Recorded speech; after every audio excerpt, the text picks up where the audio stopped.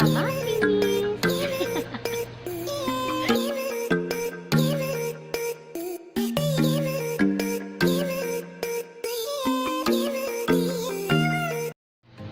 Hi everyone! Welcome back to my channel. So if you're new here, welcome to my YouTube channel.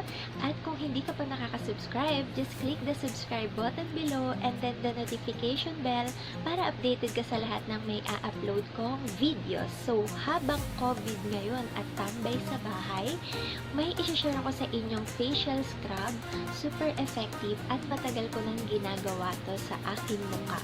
So if you wanna know my thoughts, just keep on watching. Natapos ko lang maligo ngayon kaya medyo basa pa ang aking hair. Dahil yung ituturo kong facial scrub sa inyo, make sure na malinis ang inyong mga mukha at nag-apply ka na ng facial cleanser or facial wash na ginagamit yun sa inyong mga mukha bago i-apply tong facial scrub na ituturo ko. So, sa aking previous vlogs, na-share ko nga doon na hindi ako mahilig magpa-facial at mahilig lang ako mag-imbento ng kung ano-ano. Mahilig ako mag-do-it-yourself.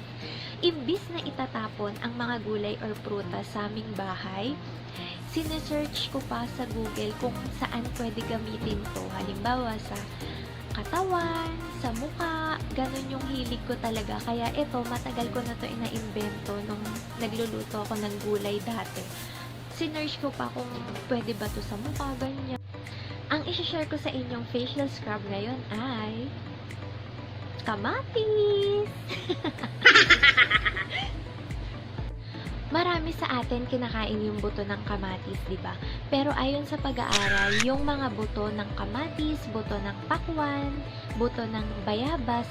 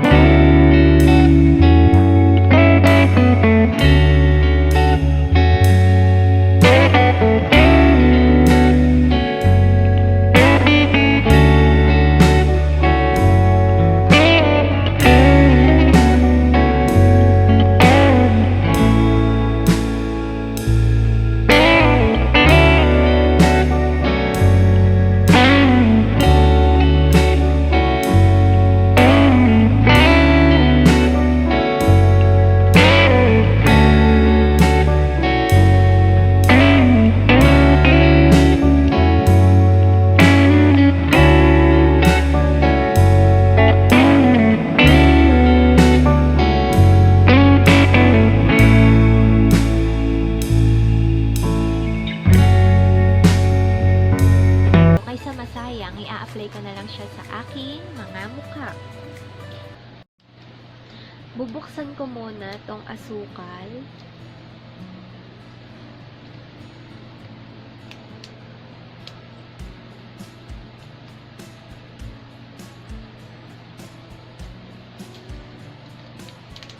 Tatlong asukal yung ilalagay ko para mas makapal siya.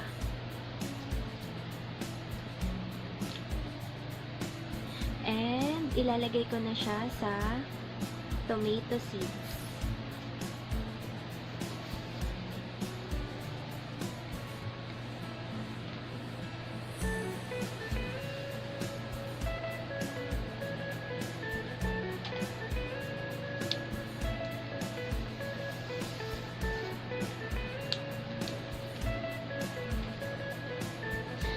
Parang hindi pa rin siya sticky, kaya dadagdagan ko pa siya ng asukal.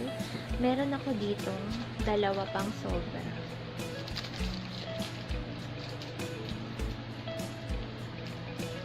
Sa sobrang dami ng tomato seeds, hindi niya kinaya. Kailangan niya ng maraming asukal para siya ay maging sticky.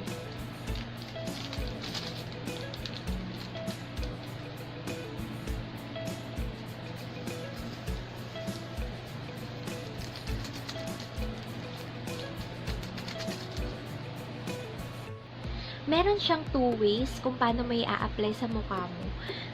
Yung una, hihiwa ka lang ng kamatis, tas idadampi mo lang siya sa scrub, and then irarab mo siya sa iyong mukha. Kung ayaw mo tanggalin ng isa-isa yung mga buto, kagaya nung ginawa ko, hiniwalay ko kasi yung mga buto sa laman. Sa laman.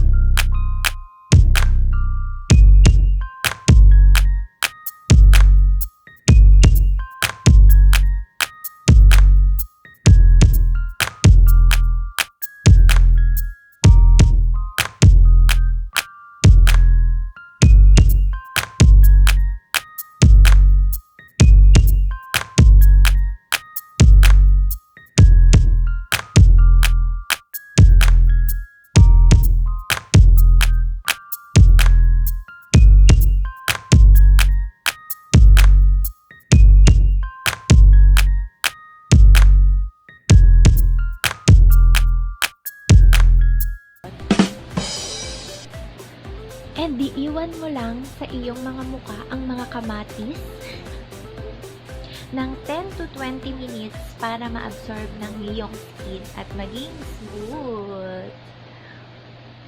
Hihintayin ko muna mag 10 minutes and I'll be back.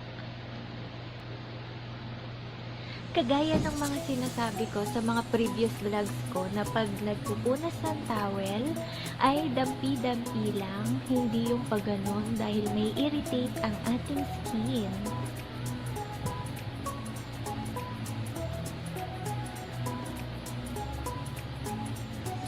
Mas matagal mong i-stay sa mukha mo yung mga kamatis, mas maganda yung effect. So, in-stay ko siya ng 20 minutes, mahigit pa ata, at super dumikit talaga at kinain niya ang mga dumi sa ating mukha. For glow and blemish-free skin, kailangan mo talaga ng kamatis dahil ang kamatis ay pampakinis ng ating mga mukha. Medyo pumuti ata ako. Or feeling ko lang.